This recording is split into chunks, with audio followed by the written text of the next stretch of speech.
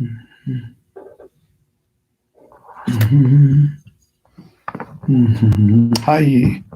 Hi, everybody. Hello.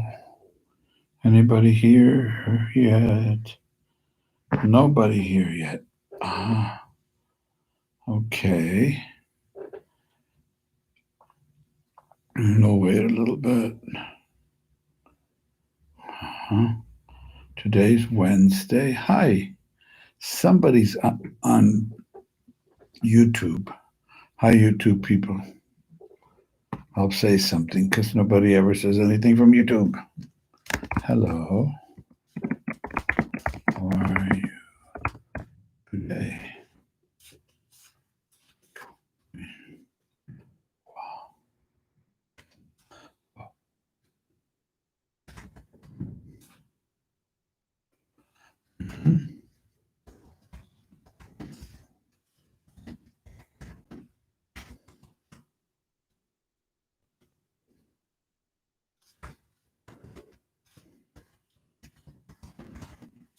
So today we're going to talk about being allowing the other person to be themselves, not to be overpowering in their lives, to trust them, to trust each other.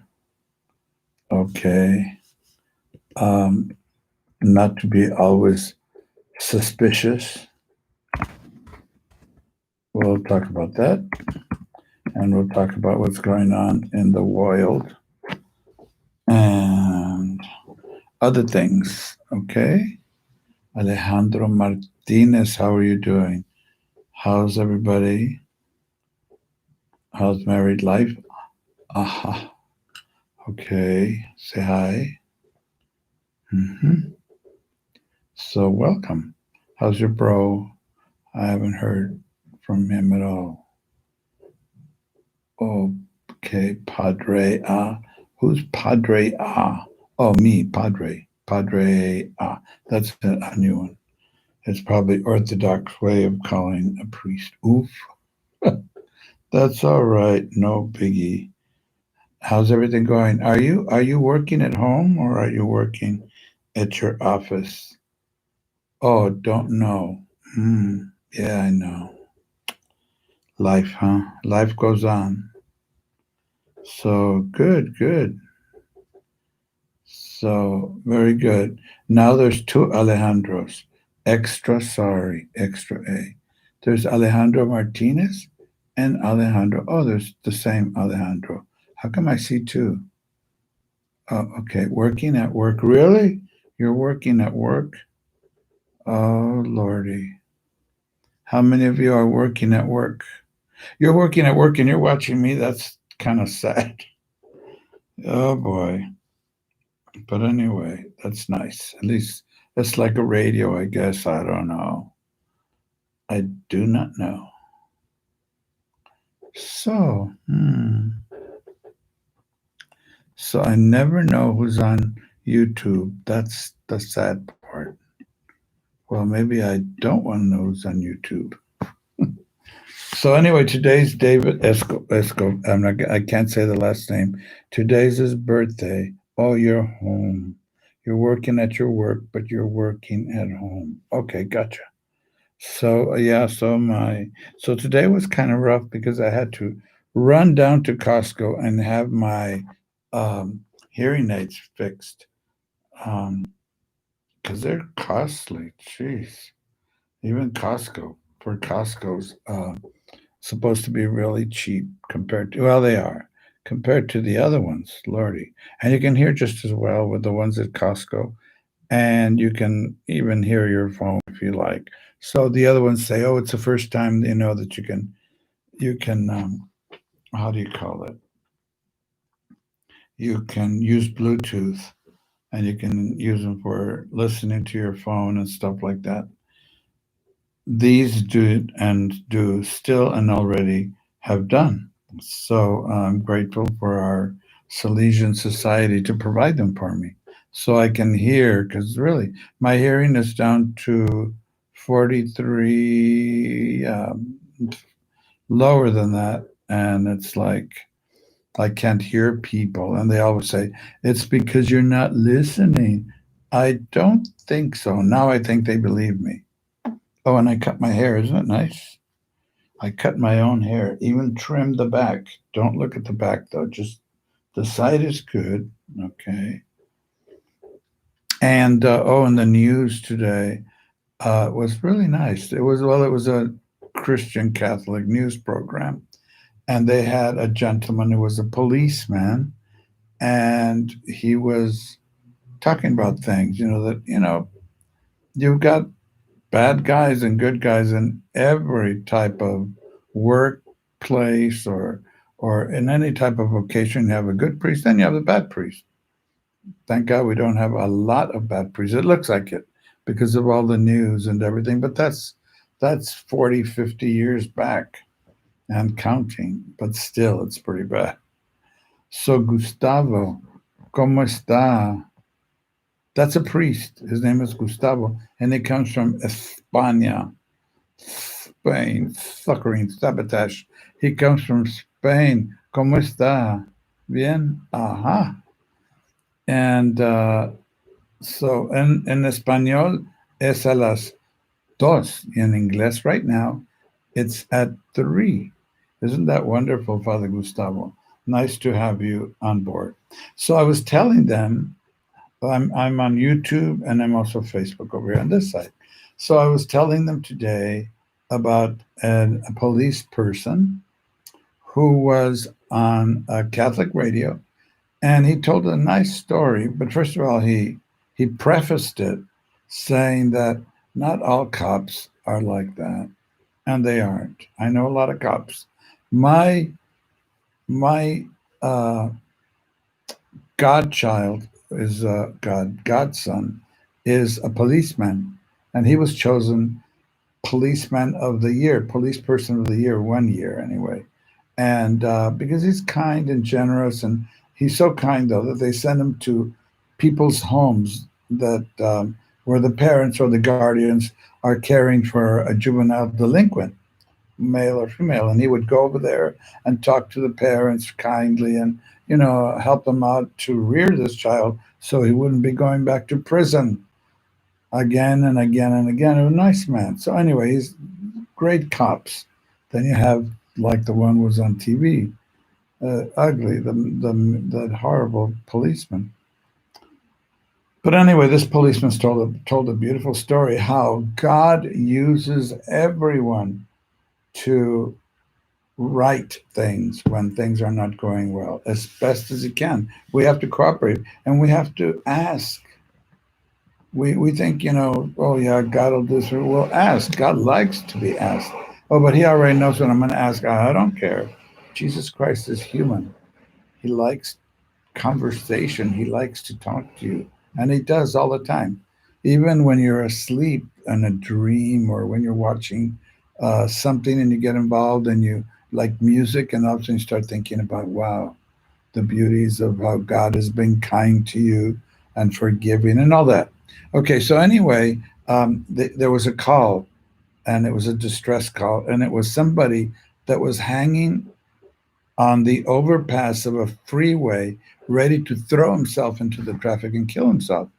But he was kind of cuckoo, so he was saying all kinds of horrible things and yelling and screaming, nonsensical.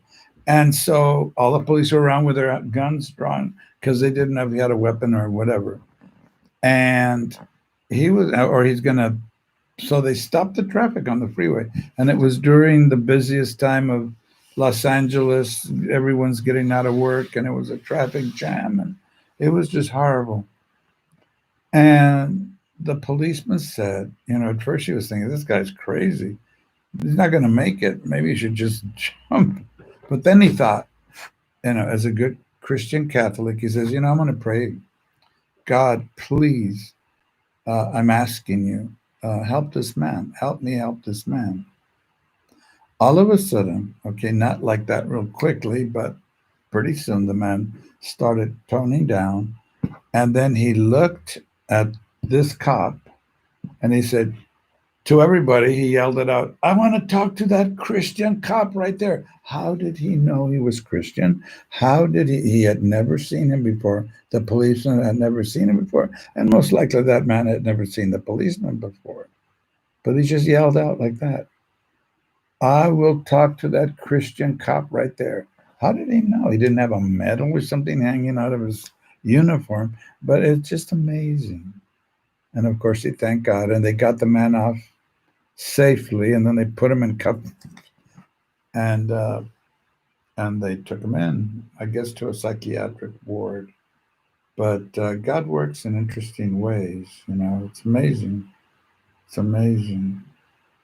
So I just had to get that off my chest. So today we're going to continue the exhortation from our Pope, saying, "Do this. Try to get this into your lives. You should already have it, because these are gifts that the Holy Spirit uses to guide us." And where do we get all this information from? From the Bible, mainly. Okay, and then an interpretation of the Bible, and also from tradition. There are things that are not in the Bible, and we're not a Bible only religion or church. We're a what? We're a community of believers in the Bible and in tradition. So we have the church to help us with that.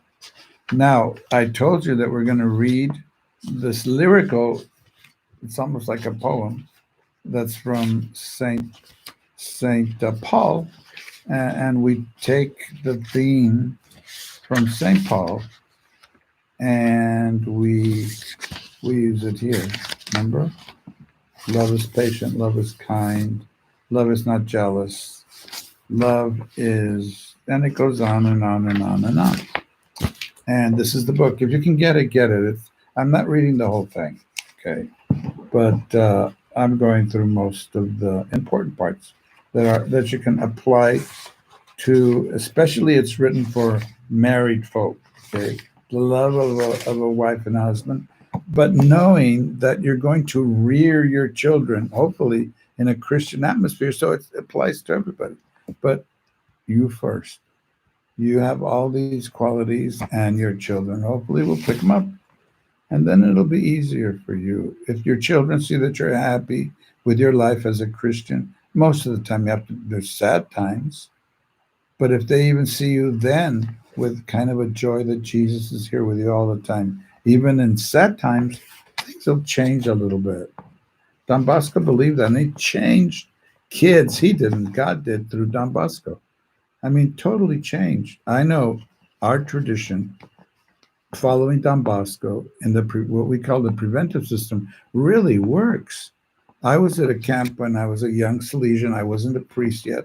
They used to call us brothers. I was Brother Jesse. And I had this kid. I'm not going to mention names, but he was a holy terror. They have brought him to us. He was like 13, 14 years old.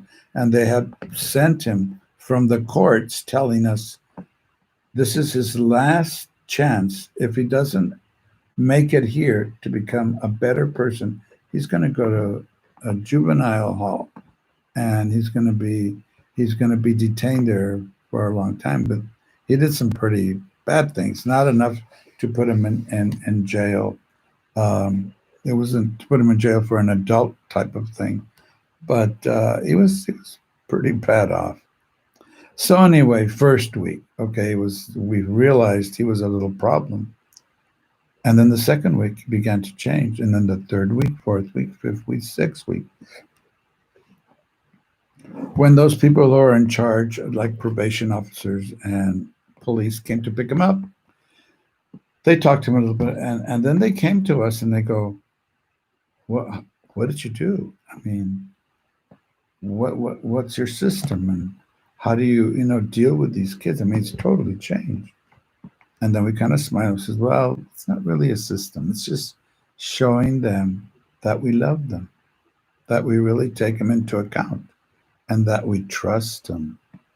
Oh, he's going to steal this, he's going to steal that. No, let him steal it. But then he'll feel badly because we treat him very nicely, and then he'll probably put it back or say, I'm sorry. And he did. He did some things like that.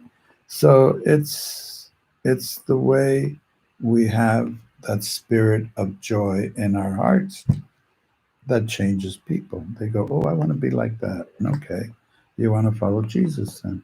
It's very nice. Hi, Martin. Very good. Hi, Gloria. Yeah, you remember when I was a brother? Yeah, right. You're not that old. And besides, my nickname was Father Shark, Tiburon. That's what they called me, and Brother Shark. And before that, just Shark at Salesian High School when I was a student, because I had four extra teeth right here, more than anybody else in the whole city, I guess. Because the nurses of the dentists, they would be first to examine me before the dentist came in, and they go, doctor, come here, look at this. And then they took a picture, x-ray of my mouth. In those days, it took a long time for x-rays. And then they sent it into the Capitol, where they held some records of whatever. Now they took them all out. No, I'm not really a shark anymore. So, okay, let's read what Saint Paul has to say about real love. Okay, what is real love? We all want real love. Okay, the basis of our Christian life and any life. Any human being wants to be loved and wants to love. So, what does St. Paul say? Love is patient. If we're not patient, I told you, you're gonna have a war zone in your house. And love is kind. No heavy bad words or treating people like little animals. No. Love is not jealous or boastful. No, let people take their own road to success and you do your own. Okay. Love is at the service of others. Mm, yeah. It's the way you treat your family, you know, how you're of service to them. Love is not rude. Okay. Yeah. Be nice to people. Uh, yeah. Smile. A kind look will change a lot of things. And then it says, be generous sometimes with your time. Don't just look at your own interests, me. Look at the interests of other people. That's in St. Paul's other letter to the Corinthians. Hi, David. How's your mom and dad? I'm going to visit them next time. I didn't have time the time before that. Nice parents. These kids, there's one. How many in your family? One, two, three, four. Four boys. Poor mom and dad. Yeah. But nice kids. Very nice. The Pedrosas. Nice, holy family. Okay. And then we went through love is not irritable or resentful. You know, that's not nice. Uh, no violence in the house. Love forgives. That's a biggie. Okay. God loves us unconditionally. And if we accept that love, okay, that you can't buy it, you can't sell God's love, you know, then we become capable of loving and forgiving others, even when they wronged us first. Hmm? Okay. And then we took love bears all things. Okay. Remember? Panta, which means pan, which means everybody, everything, not everybody, everything. Looking at everything, all. Like Panavision, what you see in movies, Panavision, you see all. More, what you see is what you get. It's like you can get what you see, peripheral vision, that's what you, before it was 35 millimeter when I was a little boy. No big screen, okay, until Cinerama came around. Those were three cameras. Okay, hi, Camila Morales. Uh-huh. Okay, love bears all things, and that means all. When it says all, it means all. Okay. Hmm. So be nice. Don't judge people, you know. And then we took, uh, okay, let's take love believes all things. Okay. These are the positive notes in that letter. It was, you shouldn't be this, you shouldn't be jealous, you shouldn't be envious, you shouldn't, but now it's do this, do this, do this. Okay. So love believes all things. We're going to take that today. Okay. Pantapisteu, that's the Greek word. He always likes to put Greek words. Remember pan? It's there again. So all things. Okay. All things. Panta means all. But when you have this word by itself, it means all things. So love believes all things. And that's pretty hard. Because when there's this disloyalty in a marriage, after that it's very hard to believe that it's not going to happen again. When one person is not faithful to another, that means it's not going to, but then you trust again, remember, trusting, and then you begin again, you forgive, forgiveness. See how that works? Okay. So love believes all things. Here, belief is not to be taken in the strict theological meaning, like faith, hope, and charity. Oh, I believe in Jesus. I hope that what he says is going to come to completion in my life. And I know once I get to heaven, it'll be total love. Right here, it's just a little bit of heaven. But when I get to heaven, it's going to be total love. When I have that relationship with God, that's heaven. Okay. And everything I ever want on this planet, God's going to give me. That is good. Hmm. Okay. Except this Sunday at Mass, you're going to hear God say some things. No, it's Sunday. No, it's tonight. Oops, I was preparing tonight. I have Mass every day at 7 and on Sundays at 11, but in Espanol. Okay, here belief is not to be taken like those three things, one of them being faith, hope, and charity. No, no. This goes beyond simply presuming. Okay, it's more in the sense of I trust somebody, not I believe in God. And that's also trust because you trust that God is there and that you believe in Him. But this is more like trusting each other. This goes beyond simply presuming that the other person is not lying or cheating. Well, I think that person's not really lying to me that he was with somebody else or that he was doing this or that. Such basic trust recognizes God's light shining beyond the darkness, like an ember glowing beneath the ash. You know how you see the ash after you do, like for instance, after you make you light up a fire in a fireplace, or you have or you're out there camping and you light the campfire, and then once it starts, you still see the glows of it. Nice image. This trust enables a relationship to be free. Isn't that weird? When you don't trust people, then you're not that free because you're always thinking, I wonder. The other way, you don't have to think, more or less. It means we do not have to control the other person, to follow their every step, lest they escape our grip. Love trusts, it sets free. It does not try to control, possess, or dominate everything. I'm the king, that sort of stuff. This freedom, which fosters independence and openness to the world around us and to new experiences, can only enrich and expand our relationships. Yes, because you get to see how other people love each other, and then you bring it home and say, gee, we should, let's talk about this, and or I learned this from this other person, or what do you think? And you begin to share things. If you're never allowed to go out because you might be unfaithful, well, that's kind of sad. You won't grow, with interpersonal relationships with other people. Now you don't have to go with ever. You don't have to have friends all over the place, but just a good relationship with other people. The spouses then share with one another the joy all they have received and learned outside of the family circle. Hmm. At the same time, this freedom makes for sincerity and transparency. Yeah, you can. Well, where were you last night? I was at work. Say that, oh, well, I went out with a couple of friends and we went to a bar and we started drinking instead of lying. Now, I was working really hard all night and trying to do this. Just once you're transparent, go, oh, okay, that's fine. I mean, once in a while, you need to go out with your friends. Okay, then there's transparency.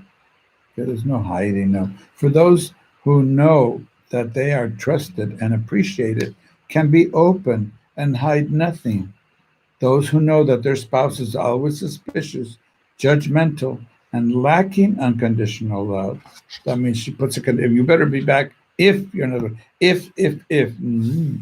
will tend to keep secrets, conceal their failings and weaknesses, and pretend to be someone other than who they are. That's pretty scary because you come home one day and then they show the true colors and you go, what the heck happened here? Okay.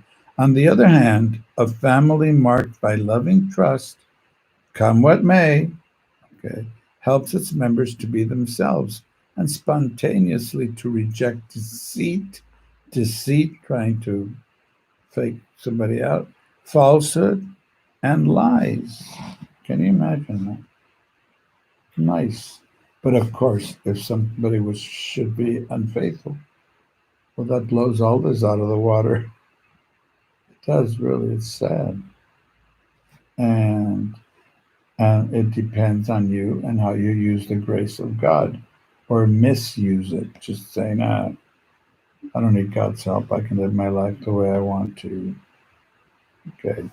So that's a beautiful reading from our Pope Francis trying to help the situation in the world now, which is very suspicious of anything. Does that person really like me? Do they like me because I have money? Do they like me because of my looks? Do they like me because I'm the only one in their lives, as they tell me? Do they like me because I'm a good person, I'm kind? And do they like me because I give them money? Do they like me? It goes on and on and on. Do they like me because I'm me? That's more or less the way it should be. Hopefully, someday we'll get to